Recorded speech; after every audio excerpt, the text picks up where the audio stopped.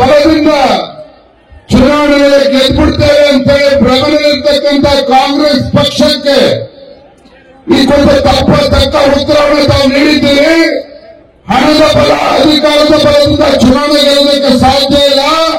ಇವತ್ತು ಲೋಕಸಭಾ ಚುನಾವಣೆಯಲ್ಲಿ ಇವತ್ತು ಯಾರಾದ್ರೂ ಗೆಲ್ಲೋದಕ್ಕೆ ಸಾಧ್ಯ ಇದೆ ಅಂತ ಹೇಳಿದ್ರೆ ಅದು ಜನಬಲದಿಂದ ಮಾನ್ಯ ಎಚ್ ಡಿ ಕುಮಾರಸ್ವಾಮಿ ಅವರು ಗೆಲ್ತಾರೆ. ಜನರ ಆಶೀರ್ವಾದದಿಂದ, ತಾಯಿಗಳ ಆಶೀರ್ವಾದದಿಂದ ಇವತ್ತು ಎಚ್ ಡಿ ಕುಮಾರಸ್ವಾಮಿ ಗೆಲ್ತಾರೆ ಅಂತಕ್ಕಂಥದ್ದನ್ನ ಮಳವಳ್ಳಿ ಕೂಡ ಇತ್ತು.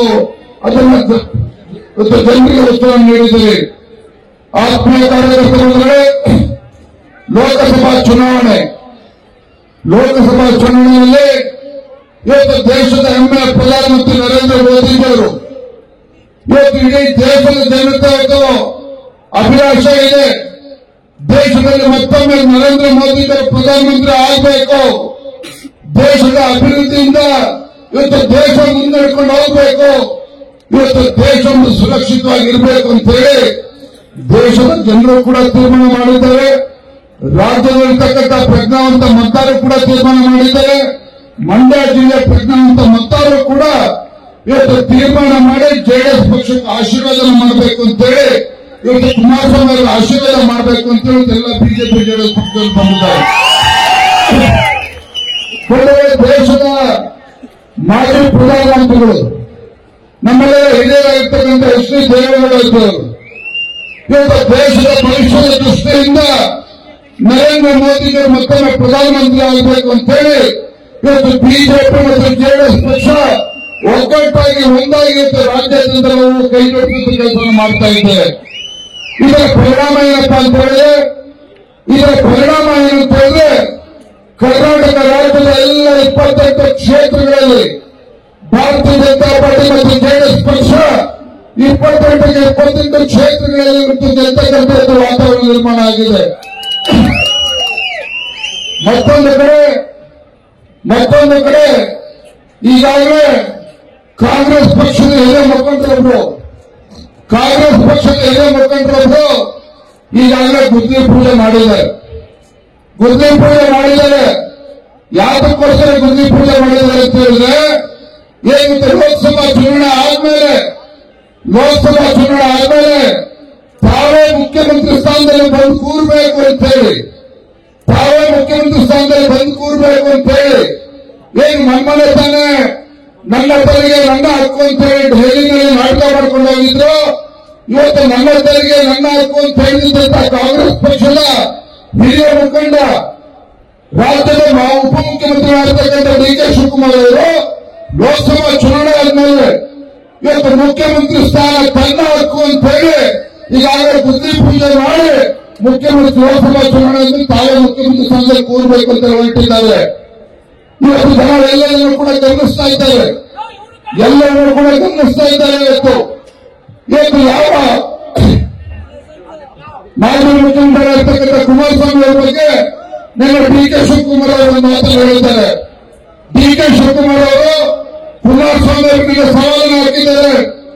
ಲೋಕಸಭಾ ಚುನಾವಣೆಯಲ್ಲಿ ಕುಮಾರಸ್ವಾಮಿ ಅವರು ಮಂಡ್ಯದಲ್ಲಿ ತಿಂಗಳಿಲ್ಲ, ಚುನಾವಣೆ ಮುಗಿದ್ಮೇಲೆ ವಿಧಾನಸಭೆಯಲ್ಲಿ ಕೂತ್ಕೊಂಡು ಇವತ್ತು ನಾವೆಲ್ಲ ಚರ್ಚೆ ಮಾಡೋಣ ಅನ್ನೋ ಸವಾಲನ್ನ ಡಿ ಕೆ ಶಿವಕುಮಾರ್ ಅವರು ಹೇಳಿದ್ದಾರೆ. ನಾನು ವೇದಿಕೆ ಮೂಲಕ ಇವತ್ತು ರಾಜ್ಯದ ಮುಖ್ಯಮಂತ್ರಿಗಳಿಗೆ ಡಿ ಕೆ ಶಿವಕುಮಾರ್ ಒಂದು ಸವಾಲನ್ನು ಹಾಕ್ತಾ ಇದ್ದೇನೆ. ಮಂಡ್ಯ ಜಿಲ್ಲೆಯ ಪ್ರಜ್ಞಾವಂತ ಮತದಾರರು ಇವತ್ತು ಎಚ್ ಡಿ ಕುಮಾರಸ್ವಾಮಿ ಅವರ ಮಾಜಿ ಮುಖ್ಯಮಂತ್ರಿಗಳನ್ನ ಲೋಕಸಭಾ ಅದನ್ನು ತೆಗೆತಕ್ಕಂಥ ಶಕ್ತಿ ಎಚ್ ಡಿ ಕುಮಾರಸ್ವಾಮಿ ಅವರ ಗೆಲುವನ್ನು ತೆಗೆತಕ್ಕಂಥ ಶಕ್ತಿ ಸಿದ್ದರಾಮಯ್ಯನವರಿಗೂ ಇಲ್ಲ, ಡಿ ಕೆ ಶಿವಕುಮಾರ್ ಅವ್ರಿಗೂ ಇಲ್ಲ. ಇವತ್ತು ಮಂಡ್ಯ ಜಿಲ್ಲೆಯ ಪ್ರಜ್ಞಾವಂತ ಮತದಾರರು ಇವತ್ತು ಆಯ್ಕೆಯನ್ನು ಮಾಡಿಕೊಂಡಿದ್ದಾರೆ. ಎಚ್ ಡಿ ಕುಮಾರಸ್ವಾಮಿ ಅವರು ಸಂಸದರಾಗಿ ಮಂಡ್ಯ ಲೋಕಸಭಾ ಕ್ಷೇತ್ರದ ಕೇವಲ ಸಂಸದರಾಗ್ತಕ್ಕಂಥದ್ದಷ್ಟೇ ಅಲ್ಲ, ಕೇಂದ್ರದ ಸಚಿವರಾಗಿ ಇವತ್ತು ನರೇಂದ್ರ ಮೋದಿ ಅವರನ್ನ ಬಲಪಡಿಸತಕ್ಕಂಥ ಕೆಲಸ ಮಾಡ್ತಾರೆ. ಇದರ ಹಾಗಾಗಿ ಕುಮಾರಸ್ವಾಮಿ ಅವರ ಗೆಲುವನ್ನು ತಡಿತಕ್ಕಂಥ ಶಕ್ತಿ ಇವತ್ತು ಯಾವುದೇ ಕಾರಣಕ್ಕೂ ರಾಜ್ಯದ ಮುಖ್ಯಮಂತ್ರಿಗಳಿಗೂ ಇಲ್ಲ, ಡಿ.ಕೆ. ಶಿವಕುಮಾರ್ ಅವರು ಇಲ್ಲ ಅನ್ನೋದನ್ನ ಈ ಸಂದರ್ಭ ಹೇಳಕ್ಕೆ ಇಷ್ಟಪಡ್ತೇನೆ. ನಾನು ರಾಜ್ಯದ ಮುಖ್ಯಮಂತ್ರಿ ಕೇಳಕ್ಕೆ ಇಷ್ಟಪಡ್ತೇನೆ.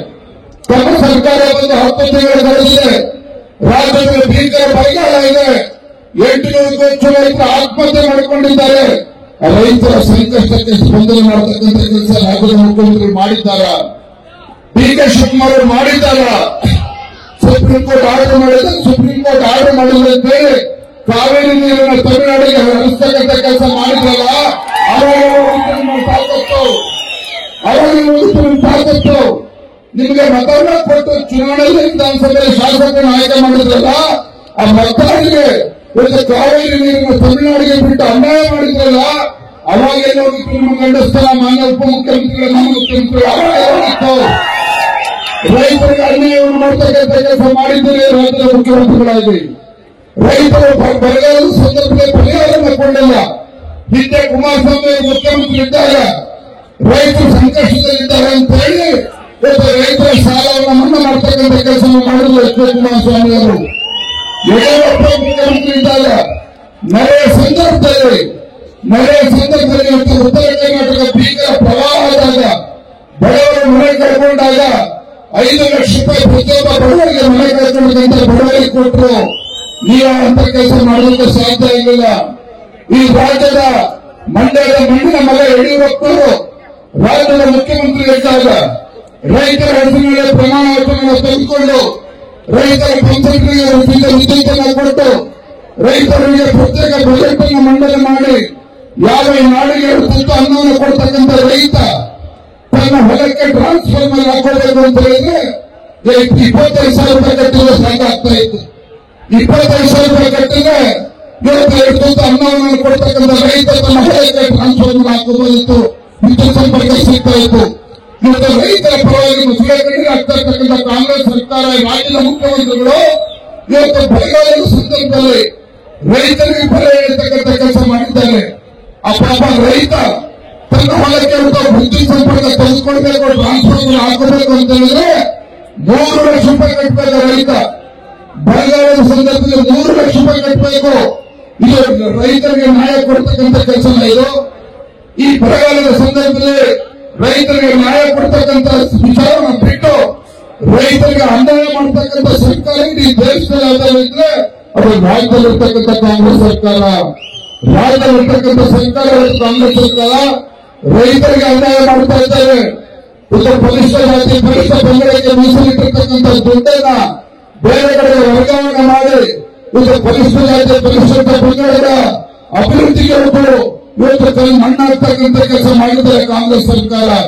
ಹಾಗಾಗಿ ಕೂಗಿರ್ತಕ್ಕಂಥ ಎಲ್ಲ ಪ್ರಜ್ಞಾವಂತ ಮತದಾರರಲ್ಲಿ ನಾನು ಕೈ ಜೋಡಿಸಿ ಪ್ರಾರ್ಥನೆ ಮಾಡ್ತಕ್ಕಂಥದ್ದು, ಈ ದೇಶದ ಅಭಿವೃದ್ಧಿ ಇವತ್ತು ಆಗ್ತಕ್ಕಂಥದ್ದು ಭಾರತೀಯ ಜನತಾ ಪಾರ್ಟಿ ಎನ್ಡಿಎ ಕೂಟದಿಂದ ಬಿಜೆಪಿ ಜೆಡಿಎಸ್ ಪಕ್ಷದಿಂದ ದೇಶದ ಸರ್ವಗಿನ ಅಭಿವೃದ್ಧಿ ಆಗ್ತಕ್ಕಂಥದ್ದು ಭಾರತೀಯ ಜನತಾ ಪಾರ್ಟಿ ನರೇಂದ್ರ ಮೋದಿ ಅವರಿಂದ.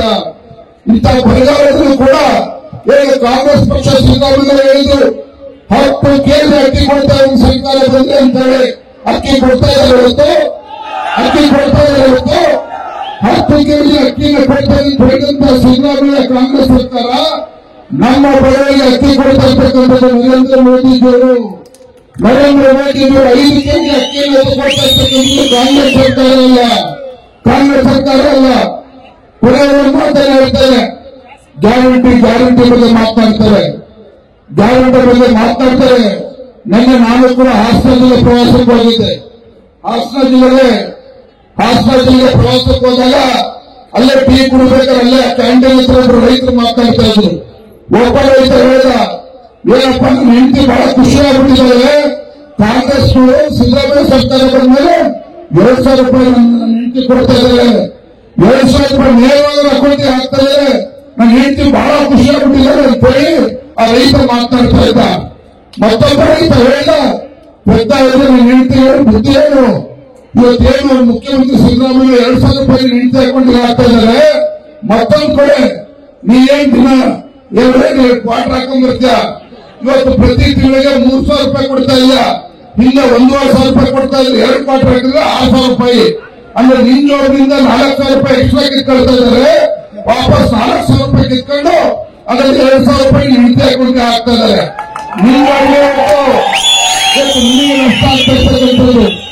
ಕಾಂಗ್ರೆಸ್ನ ಗ್ಯಾರಂಟಿ ಯೋಜನೆ ಹೆಂಗಿದೆ ಅಂತ ಹೇಳಿದ್ರೆ ಉಚಿತ ಬಸ್ ಅಂತ ಹೇಳಿ ಮಹಿಳೆಗೆ ಉಚಿತ ಬಸ್ ಕೊಟ್ಟಿದ್ದಾರೆ. ಮತ್ತೊಂದು ಕಡೆ ನಮ್ಮ ಮನೆಯಲ್ಲಿರ್ತಕ್ಕಂಥ ಗಂಡು ಯಜಮಾನಿಗಳು ಬಸ್ ಹತ್ತಬೇಕು ಅಂತ ಹೇಳಿದ್ರೆ 30% 40% ಟಿಕೆಟ್ ಬಸ್ ಜಾಸ್ತಿ ಆಗಿರ್ತಕ್ಕಂಥದ್ದು. ಇವತ್ತು ಏನು ಉಚಿತ ವಿದ್ಯುತ್ ಅಂತ ಹೇಳ್ತಾರೆ. ಇವತ್ತು ಸಣ್ಣ ಸಣ್ಣ ವ್ಯಾಪಾರಿಗಳು ಕೂಡ ನಮ್ಮ ಕಾಂಗ್ರೆಸ್ ಸರ್ಕಾರ ಬರೋಕ್ಕೂ ಮುಂಚೆ 3,000 ರೂಪಾಯಿ 4,000 ರೂಪಾಯಿ ಕರೆಂಟ್ ಬಿಲ್ ಬರ್ತಾ ಇತ್ತು. ಈಗ ಏನು ವ್ಯಾಪಾರ ಮಾಡ್ತಾ ಇದ್ದಾರೆ 10,000 ರೂಪಾಯಿ 12,000 ರೂಪಾಯಿ ಎಲೆಕ್ಟ್ರಿಸಿಟಿ ಬಿಲ್ ಬರ್ತಾ ಇದೆ. ಇವತ್ತು ಕರೆಂಟ್ ಬಿಲ್ ಸಿದ್ದರಾಮಯ್ಯ ಬರ್ತಿದ್ರೆ 4 ರೂಪಾಯಿ 20 ಪೈಸೆ ಪರ್ ಯೂನಿಟ್ ಇವತ್ತು 8 ರೂಪಾಯಿ 20 ಪೈಸೆ ಮಾಡಿದ್ದಾರೆ. ಅಂದ್ರೆ ಒಂದು ಕೈಯಲ್ಲಿ ಕಿತ್ಕೊಳ್ತಕ್ಕಂಥದ್ದು ಒಂದು ಕೈಯಲ್ಲಿ ಕೊಡ್ತಕ್ಕಂಥ ಕೆಲಸ ಮಾಡ್ತಾ ಇದ್ದಾರೆ. ಒಟ್ಟಾರೆಯಾಗಿ ರಾಜ್ಯದ ಮುಕ್ತ ಜನರಿಗೆ ಅವರ ಕಣ್ಣಿಗೆ ಮಣ್ಣಿರ್ತಕ್ಕಂಥ ಕೆಲಸ ಮಾಡ್ತಾ ಇದ್ದಾರೆ ಕಾಂಗ್ರೆಸ್ ಸರ್ಕಾರ, ಸಿದ್ದರಾಮಯ್ಯ ಸರ್ಕಾರ, ಡಿ.ಕೆ. ಶಿವಕುಮಾರ್ ಸರ್ಕಾರ ಬಿಟ್ರೆ ಇವ್ರಿಗೆ ಯಾವುದೇ ರೀತಿ ಬಡವರ ಪರವಾಗಿ ಕಾಳಜಿ ಇಲ್ಲ, ರೈತರ ಪರವಾಗಿ ಕಾಳಜಿ ಇಲ್ಲ. ಈ ರಾಜ್ಯದಲ್ಲಿರ್ತಕ್ಕಂಥ ಪರಿಷ್ಠ ಜಾತಿ, ಪರಿಷ್ಠ ಪಂಗಡಗಳು, ಹಿಂದುಳಿದ ವರ್ಗಗಳ ಅಭಿವೃದ್ಧಿ ಬಗ್ಗೆ ಚಿಂತನೆ ಇಲ್ಲ. ಕೇವಲ ಗ್ಯಾರಂಟಿ ಗ್ಯಾರಂಟಿ ಅಂತ ಹೇಳಿ ರಾಜ್ಯದ ಜನರಿಗೆ ಮಕ್ಕಳ ಟೋಪಿ ಹಾಕಿ ಮತ್ತೆ ಲೋಕಸಭಾ ಚುನಾವಣೆ ಗೆಲ್ಲಬೇಕು ಅನ್ನೋ ಪ್ರಮಾಣದಲ್ಲಿದ್ದಾರೆ. ಇಂಥ ದುಷ್ಟ ಕಾಂಗ್ರೆಸ್ ಸರ್ಕಾರಕ್ಕೆ ಈ ಲೋಕಸಭಾ ಚುನಾವಣೆಯಲ್ಲಿ ತಕ್ಕ ಪಾಠವನ್ನು ಕಲಿಸಬೇಕಾಗಿದೆ. ಇವತ್ತು ನಮ್ಮ ಮಂಡ್ಯ ಜಿಲ್ಲೆ ಅಭಿವೃದ್ಧಿ ಆಗಬೇಕು ಅಂತ ಹೇಳಿದ್ರೆ ಯಾರೊಬ್ಬ ಶ್ರೀಮಂತ ಅಭಿವೃದ್ಧಿ ಎಂಪಿ ಆದ್ರೆ ಮಂಡ್ಯ ಜಿಲ್ಲೆ ಅಭಿವೃದ್ಧಿ ಆಗಕ್ಕೆ ಸಾಧ್ಯ ಸಂಸದರಾದ್ರೆ. ಇವತ್ತು ನಮ್ಗೆ ಎಂತ ಸಂಸದರು ಇರಬೇಕು ಅಂತ ಹೇಳಿದ್ರೆ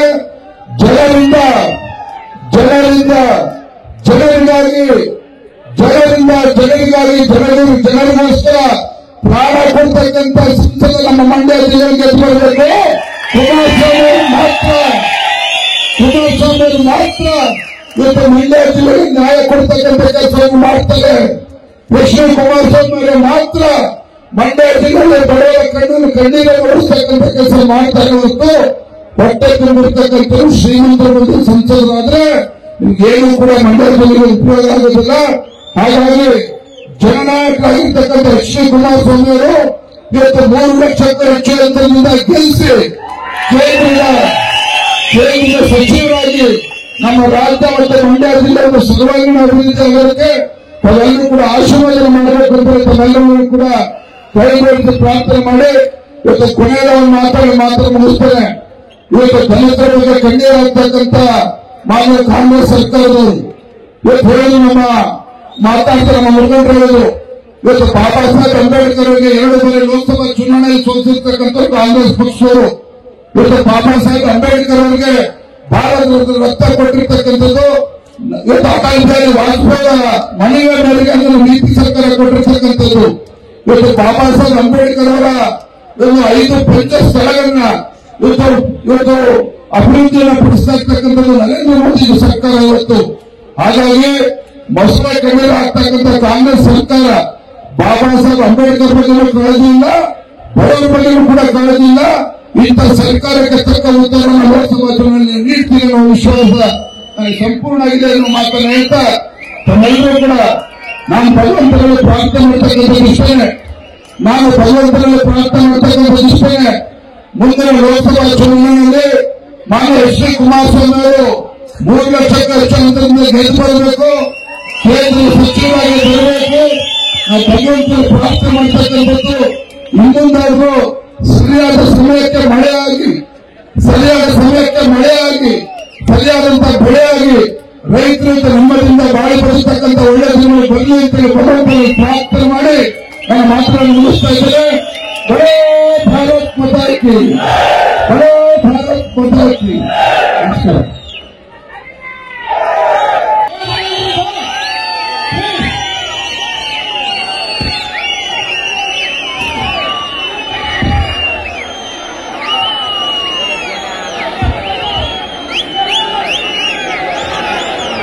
ಈಗ ದಯಮಾಡಿ ಮೇಲೆ ಕೈ ಮುಗಿದು ವಿನಂತಿ ಮಾಡ್ತೀನಿ. ಬಂದಿರ್ತಕ್ಕಂಥ ನಾಯಕರಿಗೆ ಗೌರವ ಕೊಡ್ತಾ ಇದ್ದಲ್ಲಿ ಸ್ವಲ್ಪ ಕನ್ನಡ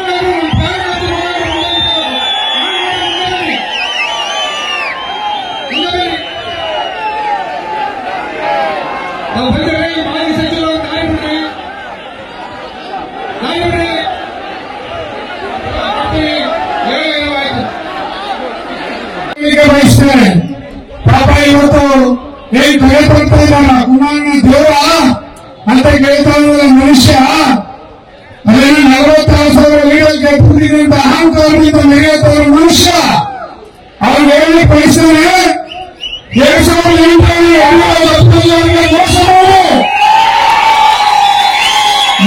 ಮಾಡಿ ಅಸೆಂಬ್ಲಿಗೆ ಅವಮಾನ ಮಾಡಿ ಯಡಿಯೂರಪ್ಪನವ್ರನ್ನ ERC ಹೊರಗೊಂಡು ಅನರ್ಹರಾಗಿದ್ರಲ್ಲ, ಮೆಂಬರ್ಶಿಪ್ ಕಳ್ಕೊಂಡಿದ್ರಲ್ಲ ಅಸೆಂಬ್ಲಿ. ನಿಮಗೆ ಮತ್ತೆ ಅಸೆಂಬ್ಲಿ ನಿಮಗೆ ಜೀವನ ಕೊಟ್ಟು ನಿಮಗೆ ಮತ್ತೆ ಎಮ್ಎಲ್ಎ ಮಾಡಿಕೊಂಡು ಸುಪ್ರೀಂ ಕೋರ್ಟ್ ನಲ್ಲಿ ಆದೇಶ ಮಾಡಿಕೊಂಡ್ರೆ ಯಾರಪ್ಪ? ಮಿಸ್ಟರ್ ಎಮ್ಎಲ್ಎ ಯಾರ ಮತ್ತೆ ನಿಮ್ಮನ್ನ ಎಮ್ಎಲ್ಎ ಮಾಡಿದ್ದು? ಇದೇ ಕುಮಾರಣ್ಣ. ಅವರಿಂದ ನಿಮ್ಮನ್ನ ಜೀವದಾನ ರಾಜಕೀಯದಾನವಾಗಿದೆ, ರಾಜಕೀಯದಾನವಾಗಿದೆ, ಜೀವದಾನವಾಗಿದೆ. ಇವತ್ತು ಅವರಿಂದ ನೀವು ರಾಜಕೀಯ ಜೀವನವನ್ನು ಪಡ್ಕೊಂಡು ಕುಮಾರಸ್ವಾಮಿ ಏನ್ ಕೊಡುಗೆ ಕೊಟ್ಟಿದ್ದಾರೆ ಅಂತ ಕೇಳ್ತಾ ಇದೀಯಾ? ಕುಮಾರಸ್ವಾಮಿ ಅವರು 28 ಕೋಟಿ ರೈತರ ಸಾಲವನ್ನು ಮನ್ನಾ ಮಾಡಿದ್ದಾರೆ. ಇದೇ ಕೊಡುಗೆ ಈ ಜಿಲ್ಲೆಯಲ್ಲಿ 76 ಕೋಟಿ ಸಾಲ 15,572 ಕುಟುಂಬಗಳಿಗೆ ಮನ್ನಾ ಆಗಿದೆ. ಇದೇ ಕುಮಾರಸ್ವಾಮಿ ಅವರ ಮಂಡ್ಯ ಜಿಲ್ಲೆಯ ಕೊಟ್ಟಿರ್ತಕ್ಕಂಥ ಕೊಡುಗೆ. ಏನ್ರಿ ಬಾಬಾ ಸಾಹೇಬ್ ಅಂಬೇಡ್ಕರ್ ವಿಚಾರ ಹೇಳ್ಕೊಂಡು, ಸಂವಿಧಾನ ವಿಚಾರ ಹೇಳ್ಕೊಂಡು ರೈತರ ಬೀದಿಗಳಲ್ಲಿ ಸಂವಿಧಾನ ಬದಲಾವಣೆ ಮಾಡ್ತಾರೆ ಅಂತ ಹೇಳ್ಕೊಂಡು ಹೋಗ್ತಾ ಇದ್ದೀರ. ಸಂವಿಧಾನ ಬದಲಾವಣೆ ಮಾಡ್ತಾರೆ ಯಾರು? 98 ಬಾರಿ 60 ವರ್ಷದಲ್ಲಿ ಸಂವಿಧಾನ ತಿದ್ದಿದವರು ಯಾರು? ಎಮರ್ಜೆನ್ಸಿ ಜಾರಿ ಮಾಡಿದವರು ಯಾರು? ಇಂದಿರಾ ಗಾಂಧಿ ಎಮರ್ಜೆನ್ಸಿ ಡಿಕ್ಲೇರ್ ಮಾಡ್ತಾರೆ. ಇವತ್ತು 11,000 ಕೋಟಿ ಇವತ್ತು SCPTS ಹಣವನ್ನ ಬೇರೆ ಕಡೆ ವರ್ಗಾವಣೆ ಮಾಡಿಕೊಂಡಿದ್ದೀರಲ್ಲ, ನಾಶವಾಗಿಲ್ಲ ಕಾಂಗ್ರೆಸ್ ಸರ್ಕಾರಕ್ಕೆ. ರೈತರಿಗೆ ಮೋಸ ಮಾಡಿಲ್ಲ. ಇವತ್ತು 11,000 ಕೋಟಿ ಈ ರೈತರ ದುಡ್ಡನ್ನು ಬೇರೆ ಕಡೆ ವರ್ಗಾವಣೆ ಮಾಡಿಕೊಂಡು ಮೋಸ ಮಾಡ್ತಾ ಇದ್ದೀರಲ್ಲ, ಇದು ನೀವು ಮಾಡಿರ್ತಕ್ಕಂಥ ದಲಿತರಿಗೆ ಅನ್ಯಾಯ. ಅಂಬೇಡ್ಕರ್ ಅವರಿಗೆ ಅವರು ತೀರ್ಮಾನ ಡೆಲ್ಲಿಯಲ್ಲಿ ಇವತ್ತು ಮಣ್ಣಾಡ ಬಿಡದೇ ಇರ್ತಕ್ಕಂಥ ನೀಚ ಪಕ್ಷ ನಿಮ್ಮದು ಕಾಂಗ್ರೆಸ್ ಪಕ್ಷ. ಅಂಬೇಡ್ಕರ್ ಅನುವಾಗಿ ಚೀರ್ಪಡಿಸಿಕೊಂಡಂತ ಪಕ್ಷ ನಿಮ್ಮದು. ಇವತ್ತು ನೀವು ಹೇಳ್ತಾ ಇದ್ದಾರೆ ಬಾಬಾ ಸಾಹೇಬ್ ಅಂಬೇಡ್ಕರ್ ಭಾರತ ರತ್ನ ಕೊಟ್ಟಿದ್ದು ಇದೇ ಸಂಪದ ಸಿಂಗ್ ಸರ್ಕಾರ. ಇವತ್ತು ಬಿಜೆಪಿ ಕೂಡ ನರೇಂದ್ರ ಮೋದಿ ಅವರು ಒಂದ್ ಕಡೆ ಹೇಳ್ತಾರೆ ಅಂಬೇಡ್ಕರ್ ಸಂವಿಧಾನವನ್ನ ಯಾವ ಕಾರಣಕ್ಕೂ ಕೂಡ ನಾವು ಬದಲಾವಣೆ ಮಾಡೋ ಪ್ರಶ್ನೆ ಇಲ್ಲ ಅಂತಕ್ಕಂಥ ಮಾತನ್ನ ಇವತ್ತು ನಮ್ಮ ನರೇಂದ್ರ ಮೋದಿಜಿ ಹೇಳ್ತಾ ಇದ್ದಾರೆ.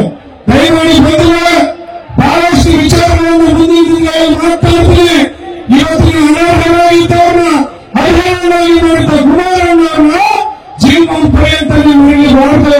ಅದರಿಂದ ದಯಮಾಡಿ ತಾವೆಲ್ಲರೂ ಕೂಡ ಕುಮಾರಣ್ಣನ ಗುರುತು ಹೊರವತ್ತ ರೈತ ಗುರುತು ಇವತ್ತು ಕಾಣಿಸ್ಲಿಕ್ಕೆ ಒಂದು ದಯಮಾಡಿ ತಾವು ಆಶೀರ್ವದಿಸಿ. ತುಂಬಾ ಬಿಸಿಲಿದೆ ಅಂತ ಗೊತ್ತು. ತುಂಬಾ ಬಿಸಿಲಿದೆ. 11 ಗಂಟೆಯಿಂದ 10 ಗಂಟೆಯಿಂದ ನೀವು ಬಹಳ ತಾಳ್ಮೆಯಿಂದ ಕೂತಿದ್ದೀರಿ. ದಯಮಾಡಿ ಇನ್ನು ಸ್ವಲ್ಪ ಹೊತ್ತು ಕುಮಾರಣ್ಣ ವಿಜಯ್ ಅವರು ಇಬ್ಬರು ಮಾತಾಡ್ತಾರೆ, ಇನ್ಯಾರು ಮಾತಾಡೋದಿಲ್ಲ. ದಯವಿಟ್ಟು ಸಹಕರಿಸಬೇಕು. ಇವತ್ತು ನಿಮ್ಮ ಆಶೀರ್ವಾದ ಇರಲಿ. ಇವತ್ತು ಕರೆಂಟ್ ಭವನ, ಬಸವ ಭವನ, ಸವಿತ ಸಮಾಜದ ಭವನ, ಮಡಿವಾಳ ಭವನ, ನೀವು ವಿಶ್ವಕರ್ಮ ಭವನ ಅನೇಕ ಕಾರ್ಯಕ್ರಮಗಳನ್ನ ನಾವು ಮಾಡಿದ್ವಿ. ನೀವು ಮುಂದುವರಿಸಿಲ್ಲ. ಬಸವರಾಜ ಕುಮಾರಣ್ಣ ದೇವೇಗೌಡ ಸಾಹೇಬರ ಅನುದಾನದಲ್ಲಿ 25 ಲಕ್ಷ ಹಣವನ್ನು ಬಿಡುಗಡೆ ಕೊಟ್ಟಿದ್ದಾರೆ. ಇವತ್ತು ಫ್ರೀ ಕಂಪನಿ ಇಟ್ಟಿದ್ದಾರೆ ಬಸವರಾಜ ಹತ್ರ. ನೋಡಿ ಇವತ್ತು ಕರ್ನಾಟಕದ ಪರಿಸ್ಥಿತಿ ಏನಾಗಿದೆ. ಅಭಿವೃದ್ಧಿ ಮಾಡಿದಂತ ಅಭಿವೃದ್ಧಿ ಈಗ ಅವರಿಗೆ 3 ಕೋಟಿ ಕೊಟ್ಟಿದ್ದು ಇದೇ ನಮ್ಮ ಬಸವರಾಜ ಬೊಮ್ಮಾಯಿ ಸಾಹೇಬರು 3 ಕೋಟಿ ಕೊಟ್ಟಿದ್ದಾರೆ. ವಿಶ್ವೇಶ್ವರಯ್ಯ ಆಧುನೀಕರಣಕ್ಕೆ ಮನವೊಲಿಗೆ 180 ಕೋಟಿ ಕುಮಾರಣ್ಣ ಸೇರಿದ್ದಾರೆ. ಕುಡಿಯುವ ನೀರಿಗೆ 170 ಕೋಟಿ ಹಣವನ್ನು ಕುಮಾರಣ್ಣ ಈ ತಾಲೂಕಿಗೆ ಕೊಡುಗೆ ಕೊಟ್ಟಿದ್ದಾರೆ. ಇವತ್ತು ನೀವು ಅರ್ಥ ಮಾಡಿಕೊಂಡು ನಿಮ್ಮ ಆಶೀರ್ವಾದವಾಗಿ ಮುಂದೆ ಅತ್ಯುನ್ನತವಾದಂತಹ ಸ್ಥಾನವನ್ನ ಬೆಳ್ಳಿನಲ್ಲಿ ಕುಮಾರಣ್ಣ ಅಲಂಕರಿಸಿದ್ರೆ ಮತ್ತೆ ರೈತರಿಗೆ ಒಳ್ಳೆದಾಗುತ್ತೆ. ಭಾಗ್ಯದ ಲಕ್ಷ್ಮಿ ನಮ್ಮ ಮನೆ ಬಾಗಿಲು ಬರ್ತಾ ಇದ್ದಾರೆ.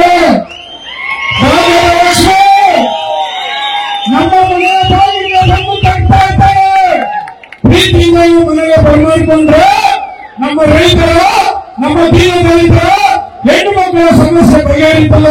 ದಯವಿಟ್ಟು ಆಶೀರ್ವಾದಿಸಿ ಗೆಲ್ಲಿಸ್ಕೊಡಿ ಕುಮಾರಣ್ಣ. ಬರುವಂತ ವೇಳೆಗೆ ಗುರುತಿಗೆ ಮತ ಕೊಡಿ. ಇವತ್ತು ಯಡಿಯೂರಪ್ಪ ಅವರು ಕುಮಾರಣ್ಣ ಸರ್ಕಾರ ಮಾಡಿದ ಭಾಗ್ಯಲಕ್ಷ್ಮಿ ಯೋಜನೆಯಿಂದ ತಂದವರು ಯಾರಪ್ಪ? ಯಾರು ತಂದದ್ದು ಭಾಗ್ಯಲಕ್ಷ್ಮಿ ಯೋಜನೆ? ಹೆಣ್ಣು ಮಕ್ಕಳಿಗೆ ಸೈಕಲ್ ಕೊಟ್ಟಿದ್ದಾರೆ.